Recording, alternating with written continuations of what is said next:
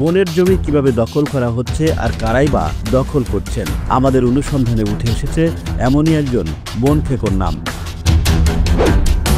Abu Noman Howlader BBS কেবল ফ্যাক্টরির মালিক। স্বৈরাচার সরকারের আমলে আওয়ামী লীগের ছত্রছায়ায় আবু নোমান হাওলাদার বনের জায়গা দখল করে গড়ে তুলেছেন বিবিএস কেবল ফ্যাক্টরি। বন বিভাগের কর্মকর্তা সজাগ থাকলেও কোনো ব্যবস্থা নিতে পারেনি এই বন খেকো আবু নোমান হাওলাদারের বিরুদ্ধে। অবৈধ টাকার গরমে দলীয় প্রভাবে তিনি হয়ে উঠেছেন বেপরোয়া। বন বিভাগের যে কর্মকর্তাই তার বিরুদ্ধে ব্যবস্থা নিতে গিয়েছেন তাকেই হতে হয়েছে বদলি, না হয় চাকরিচ্যুত।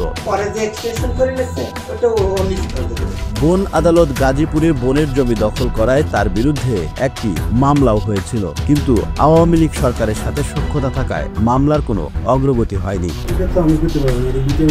এই আবু নোমান হাওলাদার আওয়ামী লীগ আমলে স্বপ্ন দেখেছিলেন আওয়ামী লীগের সংসদ সদস্য হওয়ার। এই জন্য তিনি বরিশাল তার এলাকায় ব্যাপক প্রচার প্রচারণাও করেছিলেন। অপরাধের খোঁজের আগামী পর্বে দেখবেন এর বিস্তারিত। দেখতে চোখ রাখুন শুধুমাত্র এশিয়ান টেলিভিশনের পর্দায় প্রতি শনিবার ৬টা ৩৫ মিনিটে।